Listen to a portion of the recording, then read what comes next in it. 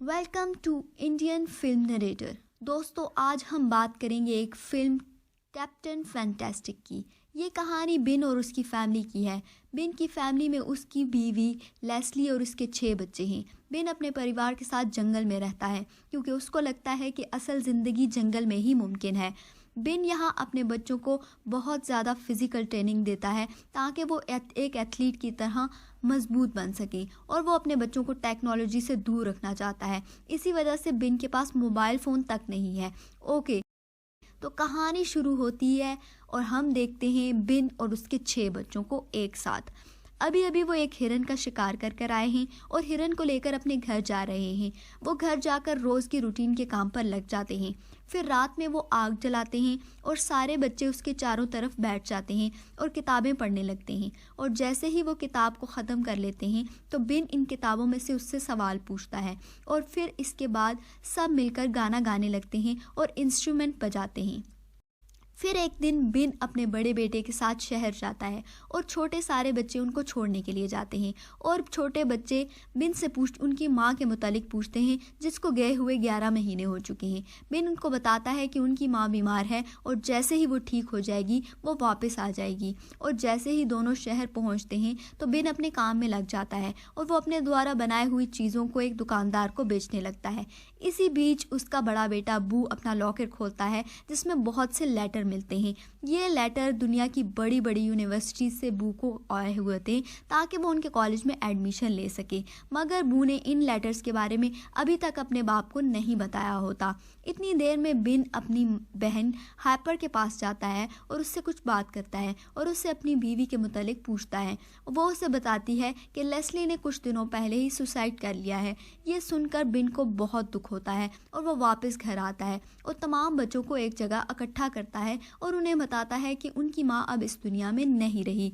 तमाम बच्चे फूट फूट कर रोने लगते हैं, मगर उसका छोटा बेटा रैलियन उठकर उसकी तरफ चाकू लेकर आता है, उसके सामने चाकू करता है और फिर वो चाकू एक दीवार में लगाने लगता है। फिर अगले दिन बिन अपने ससुर को कॉल करता है और उन्हें बताता है कि लेस्ली ने मरने से पहले एक लेटर लिखा है और उसने इस लेटर में साफ साफ लिखा है कि वो एक बुद्धिस्ट है और उसकी लाश को दफनाया ना जाए बल्कि जलाया जाए। उसके जवाब में उसका ससुर कहता है कि लेस्ली उसकी बेटी थी और उसे पता है कि उसका अंतिम संस्कार कैसे करना है। इसके बाद बिन उनसे पूछता है कि अंतिम संस्कार कब और कहाँ है, और उसका ससुर उसको कहता है कि उसे यहाँ आने की बिल्कुल ज़रूरत नहीं, अगर वो यहाँ आएगा तो वो उसे गिरफ्तार करवा देगा। लेस्ली की माँ फ़ोन ले लेती है और वो उसको बताती है कि अंतिम संस्कार 5 दिनों के बाद मैक्सिको में है, और वो उसको कहती है कि उसे यहाँ आने की ज़रूरत नहीं क्योंकि यही सबके हक़ में बेहतर है। फिर विन वापस घर आ जाता है और अपने बच्चों को बताता है कि वो अंतिम संस्कार में नहीं जाते। इस बात पर बच्चे उदास हो जाते हैं और वो फिर रूल्स की बातें करने लगते हैं कि उनकी माँ के अंतिम संस्कार में उन्हें जाने से कोई नहीं रोक सकता।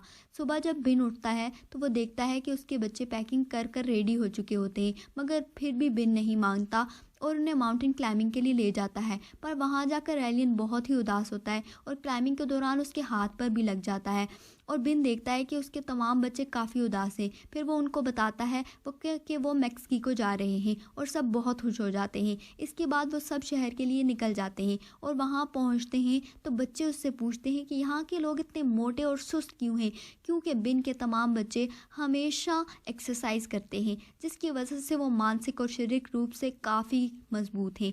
और इसकी वजह, सबसे बड़ी वजह एक्सरसाइज है। फिर ये सब एक जगह खाने के लिए जाते हैं जहाँ में मेन्यू में पिज़्ज़ा और बर्गर देखकर वो कहते हैं कि ये तो असली खाना है नहीं, और उन्होंने काफ़ी दिनों से एक्सरसाइज भी नहीं की होती। इसके बाद वो डिसाइड करते हैं कि वो एक सुपरमार्केट से काफ़ी सारा खाना चुरा कर भागेंगे और यही उनकी एक्सरसाइज होगी। फिर वो एक सुपरमार्केट में जाते हैं जहाँ पर बिन नाटक करता है कि उसे हार्ट अटैक आया है। इसी बीच उसके बच्चे खाना चुराकर भाग जाते हैं और वो एक जगह पर जाकर केक कट करते हैं और उनका फादर उन्हें गिफ्ट देता है। गिफ्ट में हथियार होते हैं, जैसे बू को तीर कमान देता है तो बाकी बच्चों को चाकू देता है। इसके बाद बच्चे एक साथ मिलकर हार्पर यानी बिन की बहन के घर जाते हैं और वहाँ पर टेबल पर बैठे होते हैं। ऐसे में हार्पर के बच्चे से लेस्ली की मौत के बारे में पूछते हैं। हार्पर उन्हें लेस्ली की तबीयत के बारे में बताती है कि वो ख़राब रहती थी, जिसकी वजह से उसकी मौत हो गई। लेकिन बिन तमाम बच्चों को बताता है कि लेस्ली को एक बीमारी थी जिसका नाम था पोलर डिसऑर्डर, और ये सुनकर हार्पर नाराज़ हो जाती है क्योंकि वो नहीं चाहती कि उसके बच्चों के सामने ऐसे शब्द इस्तेमाल किए जाएं। फिर अगले दिन हार्पर बिन से बोलती है कि उसे उसके बच्चों को स्कूल में भेजना चाहिए ताकि वो असल तालीम हासिल कर सकें। इस पर बिन बोलता है कि वो अपने बच्चों को खुद पढ़ाता है और वो बहुत कुछ जानते हैं। इस बात पर दोनों की बहस होने लगती है। तब हार्पर उसके बच्चों को बुलाता है और उनसे बिल ऑफ राइट्स के बारे में पूछता है। दोनों बच्चों को कुछ भी नहीं पता होता। इसके बाद वो अपनी छोटी बेटी को बुलाता है और उससे बिल ऑफ राइट्स के बारे में पूछता है, जो काफ़ी डिटेल से इसका जवाब देती है। इसके बाद हार्पर को पता चलता है कि उसके बच्चे ज़्यादा दुनिया के बारे में जानते हैं और फिर वो अपने बच्चों को लेकर वहाँ से चला जाता है। थोड़ी दूर जाने के बाद रात को वो एक जगह पर क़याम करते हैं जहाँ पर बू एक लड़की से मिलता है और रात भर बातें करता है और दोनों एक दूसरे को किस भी करते हैं। सुबह होने पर वो एक अलग हो जाते हैं। सुबह बिन अपने बच्चों को लेकर लेस्ली के अंतिम संस्कार की जगह एक चर्च में चले जाते हैं। तभी वहाँ पर बिन अपने बच्चों के साथ पहुँचता है और स्टेज पर जाकर लेस्ली की आखिरी ख्वाहिश बताता है, जिसके मुताबिक लेस्ली चाहती थी कि उसे दफनाया ना जाए बल्कि उसको जलाया जाए और उसकी अस्थियाँ टॉयलेट में बहा दी जाएं। ये सुनकर उसका ससुर काफ़ी नाराज़ हो जाता है और वो गार्ड्स के द्वारा उसको बाहर फेंकवा देता है और बाहर आकर उससे कहता है कि बिन के बच्चों को अंतिम संस्कार में आने की इजाज़त है और बिन को भी। मगर बिन वहाँ नहीं जाना चाहता। बिन ऐसी जगह पर जाना चाहता है जहाँ पर लेस्ली को दफनाया जाएगा, मगर उसके बच्चे उसे ऐसा करने से मना करते हैं क्योंकि अगर उसने ऐसा किया तो उसे गिरफ्तार करा दिया जाएगा और उसके बच्चे उसे खोना नहीं चाहते। कट टू नेक्स्ट सीन, जहां हम देखते हैं कि रेलियन अपने बड़े भाई बू से बात कर रहा है और उसे बताता है कि वो अपनी माँ की मौत का जिम्मेदार अपने बाप को समझता है क्योंकि उसने उन्हें सुना था कि उसकी माँ अब जंगल में रहना नहीं चाहती, मगर उसके पापा ने उसे इस बात की इजाज़त नहीं दी। और ये कहकर रेलियन वहाँ से चला जाता है। बू अपने तमाम लेटर्स उठाकर बिन के पास आता है और उसे बताता है कि उसे इतने सारे कॉलेज से एडमिशन के लिए बुलाया गया है। ये बात सुनकर बिन खफा हो जाता है और उसे कहता है कि मैंने तुम्हें क्या कुछ नहीं सिखाया, मैंने तुम्हें 6 ज़ुबानें सिखा रखी हैं, मगर उसके बावजूद भी तुम मुझे धोखा देते रहे और कॉलेज में जाने की तैयारी करते रहे। ये सुनकर बू से बोलता है कि मैंने आपको कोई धोखा नहीं दिया, ये कॉलेज के फॉर्म फिल करने के लिए मुझे माँ ने कहा था और इसकी तैयारी भी उन्होंने मुझे करवाई है। ये कहकर बू वहाँ से चला जाता है और बिन उदास बैठा होता है और सोचता है कि धीरे धीरे उसकी ज़िंदगी ख़राब हो रही है। इतनी देर में उसको पता चलता है कि रेलियन वहाँ से भागकर अपने नाना नानी के पास चला गया है। फिर वो अपने ससुर के यहाँ पहुँचता है और उनसे बोलता है कि रेलियन कहाँ है। वो बताते हैं कि रेलियन की कस्टडी अब उनको चाहिए क्योंकि उसके बच्चे उसके साथ सेफ नहीं हैं। मगर बिन अपने बेटे को साथ ले जाने की ज़िद करता है। इस पर उसका ससुर पुलिस बुला लेता है। तब तो बिन वहाँ से चला जाता है, मगर थोड़ी देर के बाद अपने बच्चों के साथ रेलियन को वहाँ से छुड़ाने की प्लानिंग शुरू कर देता है और उसकी बेटी छत पर चढ़ जाती है ताकि वो रेलियन को ला सके, मगर वो वहाँ से उसका पैर फिसलता है और वो गिर जाती है। इसके बाद उसे हॉस्पिटल ले जाया जाता है। डॉक्टर बताता है कि अब तो वो ठीक है, मगर चोट ज़रा सी भी इधर उधर हो जाती तो उसकी जान भी जा सकती थी। इस सब के बाद बिन सोचता है कि उसके बच्चों को उसकी वजह से ख़तरा है। उसी की वजह से उसकी बेटी छत से गिरी और उसी की वजह से रेलियन को भी हाथ पर चोट आई थी। अब तो रेलियन उनके साथ रहना भी नहीं चाहता। ये सोचता है और वो ये भी सोचता है कि बू भी तो उनके साथ नहीं रहना चाहता, वो भी तो बड़ी यूनिवर्सिटी में जाकर पढ़ना चाहता है। इसके बाद वो अपने बच्चों को बुलाकर बताता है कि उन्हें अब यहीं रहना चाहिए ताकि वो अच्छी तालीम हासिल कर सकें।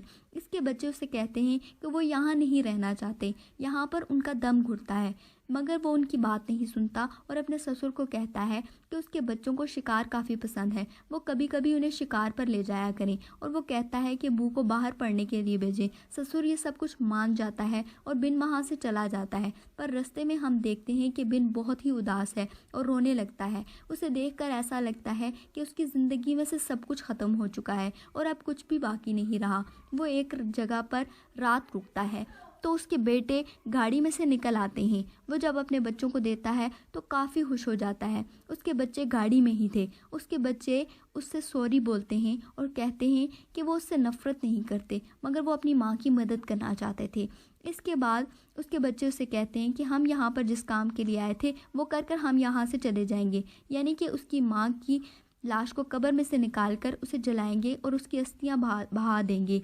मगर बिन इस बात पर नहीं मानता और आखिरकार वो मान जाता है और तब सारे लोग कब्रिस्तान जाते हैं। वहाँ से लेस्ली की कब्र में से उसकी लाश निकालते हैं और उसे जाकर जला देते हैं और फिर गाना गाते हैं, क्योंकि लेस्ली की ख्वाहिश होती है कि उसके मरने के बाद उसके बच्चे उसके लिए गाना गाएं।